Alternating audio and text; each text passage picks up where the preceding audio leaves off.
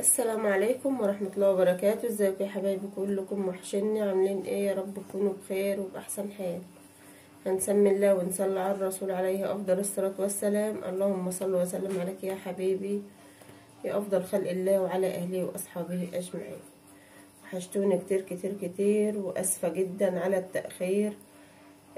ما بنزلش فيديوهات، بطول كمان، ما بفتحش ازور القنوات بتاعت حبايبي واخواتي. ربنا يعزكم ويجازيكم كلكم يا رب، كلكم خير.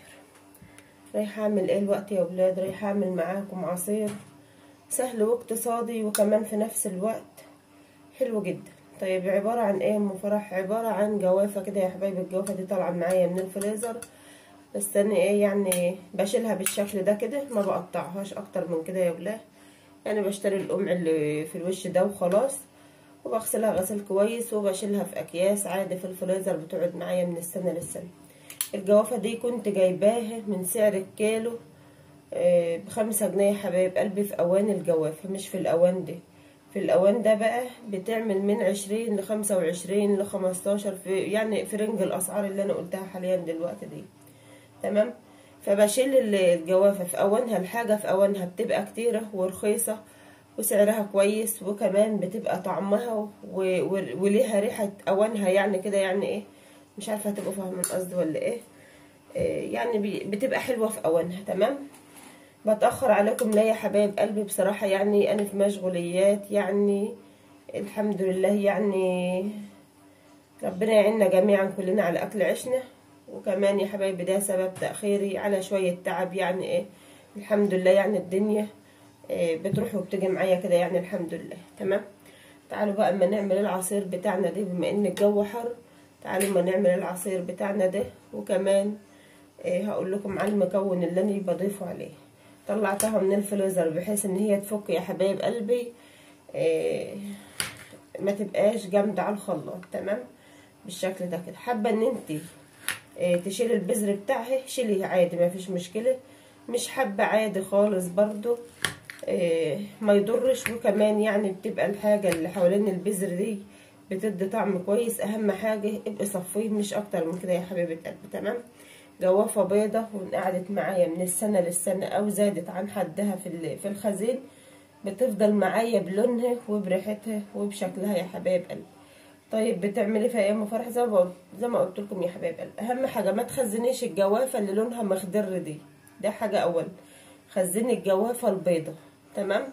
اللي لونها اخضر دي ما بتبقاش حلوه في الخزين يا حبايب قلبي، وكمان بتبقى تدي لون غامق كده بعد الخزين. تمام. اللهم صل على النبي. تعالوا كده اما نبدا اهو، هننزل بالجوافه بتاعتنا ديت اهي اهي. بسم الله الرحمن الرحيم. اهي يا ولاد بالشكل ده كده اهو. تمام.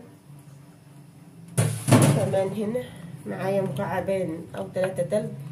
معاكي ميه ساقعه وحابه تضيفيها ضيفيها عادي ما فيش مشكله اهو. تمام اهو. ومعايا هنا ايه، اللهم صل على النبي، معايا هنا كوبايه من السكر. السكر دي بقى حسب المذاق او حسب التحليه. تمام يا ولاد اهو. ومعايا هنا المعلقه بقى اللي هتخلي الدنيا معايا فله او هتظبط معايا الدنيا. تمام ما شاء الله اهي. دي معلقه كريم شانتيه يا ولاد. يعني ايه كريم شانتيه؟ كريم شانتيه ده بنعمل بيه ايه؟ اللي بنعمل بيه الجاتوهات اهو. دي معلقه من الكريم شانتيه، دي فيها كده على العصير جوافه موز بلبن حاجات من دي. بسم الله ما شاء الله، بتدي طعم وريحه، بتدي مذاق كده او قوام حلو. هزود ميه بقى اهو. نسيت ان انا اكمل الميه جنبي بالشكل ده كده اهو اهي. مش كتير عشان الخلاط بتاعك برضو يعرف يفرم كويس. تمام. وهروح بقى على الخلاط. لون العصير اهو يا حبايبي بعد ما اتفرم هو تقيل، بس انا هخفه دلوقتي علشان خاطر هصفيه، يعني هصفيه من البذر اللي فيه ده وكمان هخفه. تمام. بسم الله ما شاء الله. العصير بتاعنا سهل واقتصادي، وكمان حاجه كده اللهم بارك مش خفيف يا حبايب قلبي. العصير بتاعي بسم الله ما شاء الله سمكه حلو، وكمان طعمه مع الكريم شانتيه والسكر بسم الله ما شاء الله مخليه زي سهل واقتصادي. تقدروا تقدموه لضيوفكم، وتقدروا كمان تعملوه لأولادكم في البيت، حاجة كده اللهم بارك. يا رب تقدروا تستفيدوا من الفيديو ولو بجزء صغير. اللي عجب الفيديو يا ريت ما ينساناش في اللايك والاشتراك، واللي ما اشتركش في القناة فضلا وليس امرا يشترك ويدوس على كلمة الكل عشان يوصلوا كل جديد. اترككم في رعاية الله وامنه، والسلام عليكم ورحمة الله وبركاته.